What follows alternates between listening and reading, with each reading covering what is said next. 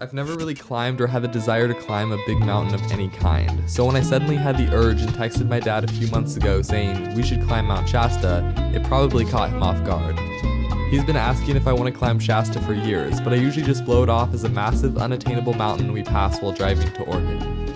This time I thought, screw it.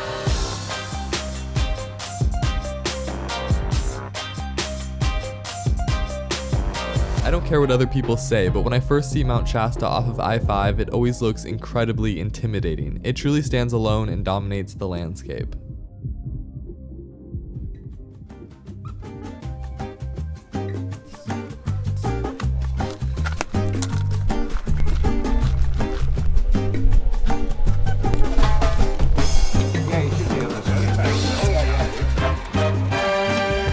Climbing permits filled out, we met up with the rest of the team and started skinning up. Things were going great.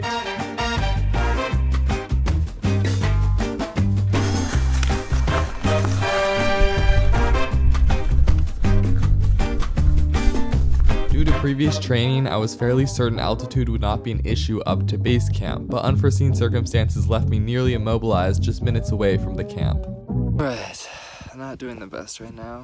Got either sick or altitude sickness, which is really surprising because I don't even think we're that high. We're not even at 10,000 feet, I don't think. Not the worst thing that could happen, but it still really sucks. I'd love to get up there.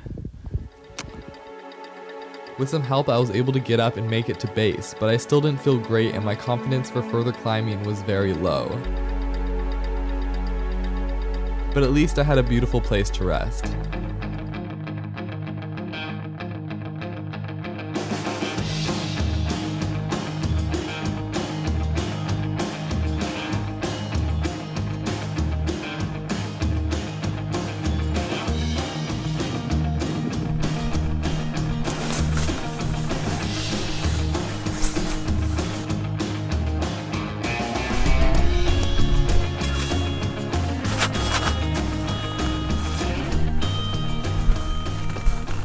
Getting snow anywhere for water? Well, I got this bag and we just go up kind of to a clean spot with the bag, bring the bag back. I got a bag. You want a bag? Yeah. And then you got a bag of clean snow.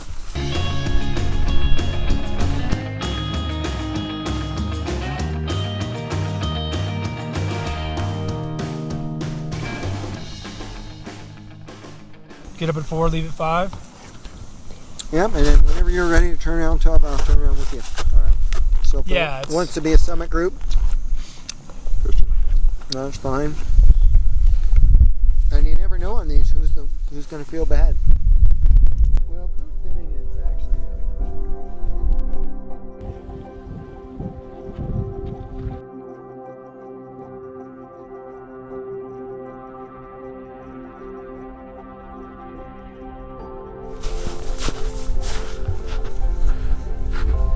After some food and rest, I started to feel more alive, but as the sun set and we all went to bed, I began to feel nauseous again, and my confidence dropped even lower.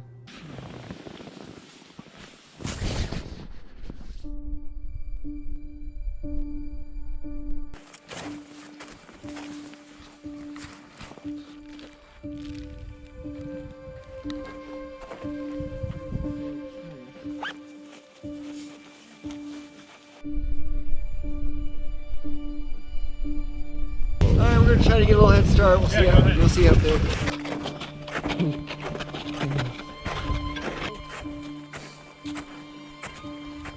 Miraculously, with every step up the mountain, I began to feel stronger.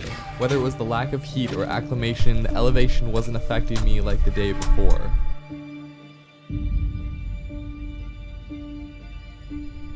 Slowly and consistently, we climbed the steep, icy wall for 3 hours.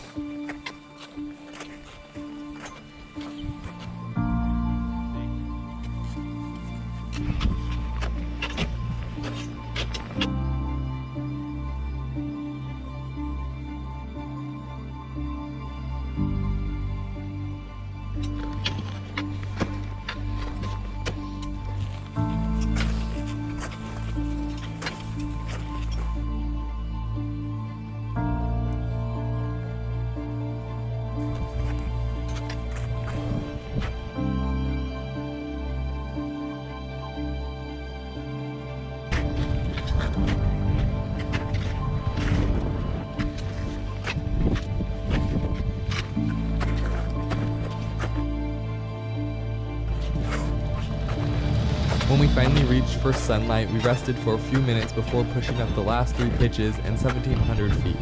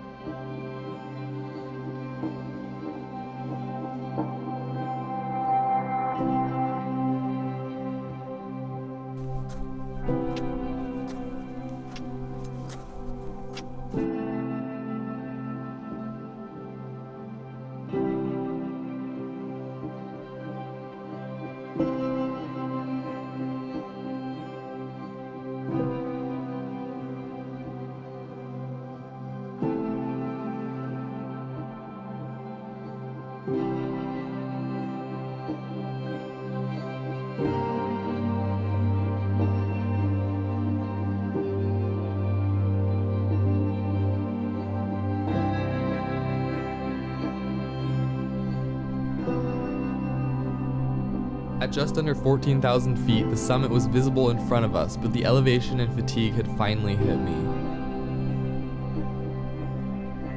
The final hill was slow and grueling and took almost everything I had to get up.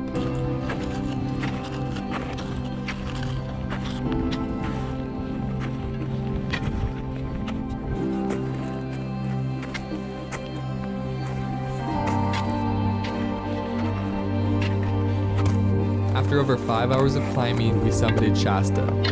Standing at over 14,000 feet, it was the highest I've ever been, and on paper that elevation doesn't seem that impressive to me, but knowing that I physically took every step to summit this mountain makes it much more rewarding.